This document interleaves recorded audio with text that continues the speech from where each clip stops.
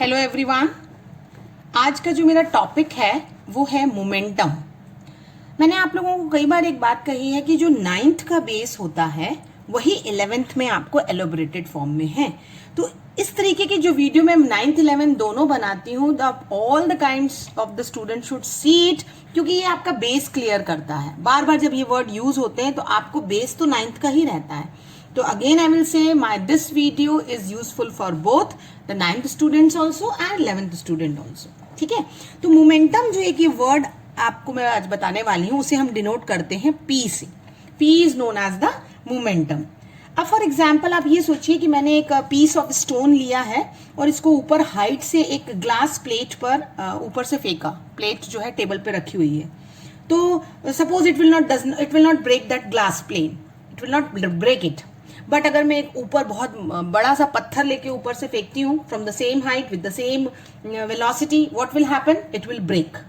तो ये जो मोशन का इफेक्ट है इसको स्टडी किया गया कि अगर एक स्मॉल पत्थर जो छोटा वेट कम वेट का पत्थर है वो प्लेट को नहीं तोड़ रहा है और हैवी वेट का पत्थर जो है वो आपकी प्लेट को ब्रेक कर रहा है, यानी मास और वेलोसिटी से आपका मोशन इफेक्ट है। तो इसी टर्म को हम कहते हैं मोमेंटम। तो मोमेंटम को जो बच्चे डायरेक्ट कहने लगते हैं ना कि momentum is defined as the product of mass into velocity, actually this is not the definition of momentum.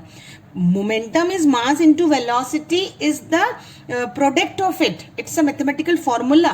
Momentum is defined as one who measure the motion contained in a body. तो जो motion contain होता है body में, motion contained in body is called momentum.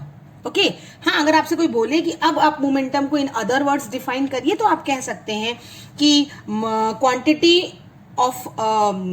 which will measure the product of mass into velocity, or you can say momentum of a body is a quantity of motion possessed by the body, है ना। जो motion एक body ने possess कर रखा है, motion possessed by body. देखिए मैं कई बार आपको कहती हूँ try to write in your own words and try to understand the things.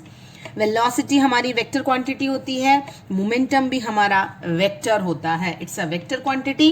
अगर मैं इसकी यूनिट की बात करूं तो मोमेंटम का यूनिट क्या होगा? मास का केजी और इसका मीटर पर सेकेंड। सो केजी मीटर पर सेकेंड और ग्राम सेंटीमीटर पर second is the unit in CGS and SI. ये आपके यूनिट्स हो गए हैं। और अब मैं डायमेंशन की बात करूं, क्योंकि डायमेंशनल फॉर्मूला 11th में है, तो डायमेंशन ऑफ मोमेंटम क्या होगा? मास का m होता है और LT-1 वेलोसिटी का होता है। तो मोमेंटम का जो डायमेंशनल फॉर्मूला होगा वो होगा MLT-1।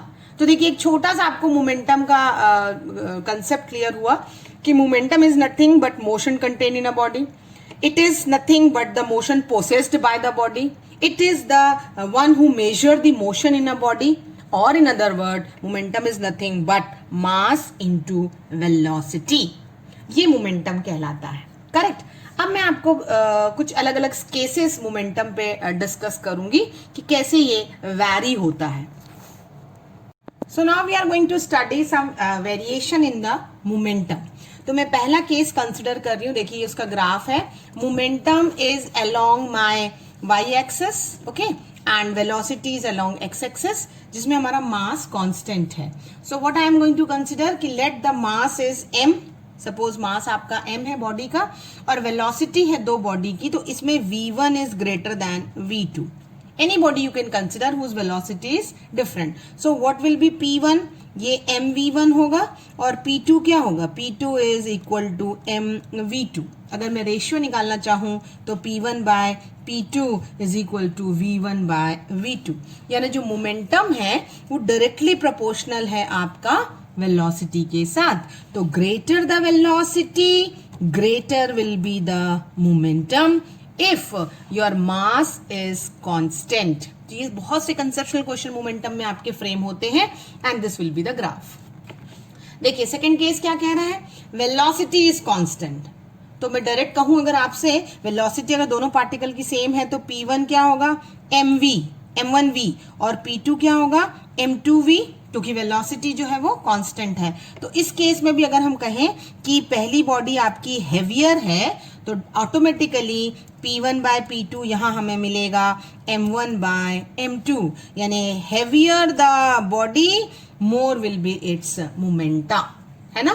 तो लीनियर बॉडीज का जो अगर इक्वल वेलोसिटीज के साथ है सो आपकी अगर मास ज्यादा है तो मोमेंटा भी ज्यादा होगा, and this is graph again.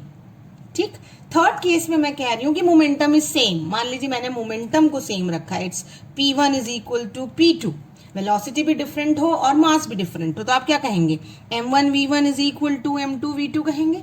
इसका मतलब आप कहेंगे V1 बाय V2 में क्रॉस मल्टीप्लाई करूं तो M2 बाय M1, रेसिप्रोकल हो गया। रेसिप्रोकल का मतलब ये हुआ कि अगर पहली बॉडी का मास ज्यादा है तो डेफिनेटली उसकी वेलोसिटी क्या होगी, कम हो जाएगी। तो the velocity of bodies having equal linear momenta will be inversely proportional to the masses. So this is how you can plot the graph when momentum is constant, when velocity is constant, or when the mass is constant. These are the very important cases for momentum which you have to study for doing the conceptual.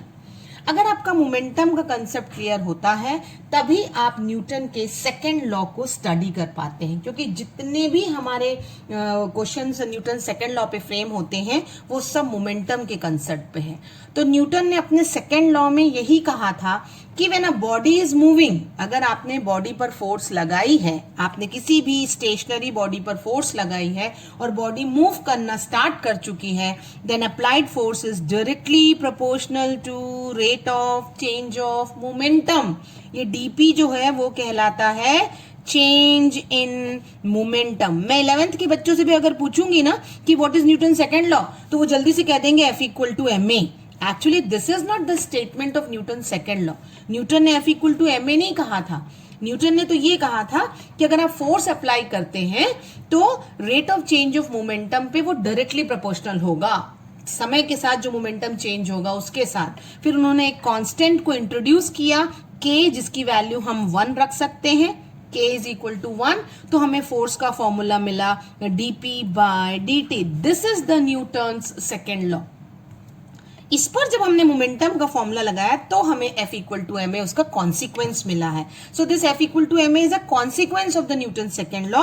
तो कैसे निकाला हमने, हमारे Newton ने कहा है कि F equal to d by dt of p, p का मतलब है mv, m कांस्टेंट है, मास ऑफ द बॉडी बार बार नहीं बदलता है, हमें मिलेगा dv बाय dt। देखिए जो डिफरेंशियल टर्म आ रहे हैं ये 11th के बच्चों को मैंने बेसिक मैथमेटिकल टूल में बता रखा है, तो आपको पुराने वीडियोस देखने पड़ेंगे इस कंसेप्ट को समझने के लिए। पर 9th के लिए भी ये बहुत डिफिकल्ट बात नहीं है। जब ये टर्म आता है ना d बाय dt, यानी इसे हम कहते हैं rate of change of any physical quantity with respect to time.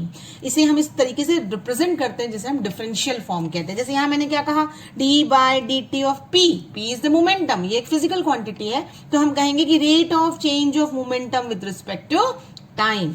अब आपका मास बाहर आया, क्या कहते हैं हम चेंज इन वेलोसिटी को, ये बात हम जानते हैं, it is nothing but acceleration. So now F equal to ma and this is the consequence of Newton's second law. इस पर बहुत से आपके कंसेप्शनल फ्रेम होंगे एंड न्यूमेरिकल होंगे जो मैं आपको नेक्स्ट वीडियो में बताऊंगी। तो आज हमने देखा कि व्हाट इज मोमेंटम, मोमेंटम क्या है, उसका फॉर्मूला क्या है, मोमेंटम कैसे वैरी करता है depending upon the mass and velocity, and finally Newton का सेकेंड लॉ आज हमने देखा है। अब अपने स्टेटमेंट को आप मन से लिखिए, again and again I am just putting this thing in my every video की try to write in your own words. Force applied on a body is directly proportional to rate of change of momentum। अगर आपको formula या concept याद है तो physics by heart करने की जरूरत नहीं है। Thank you students.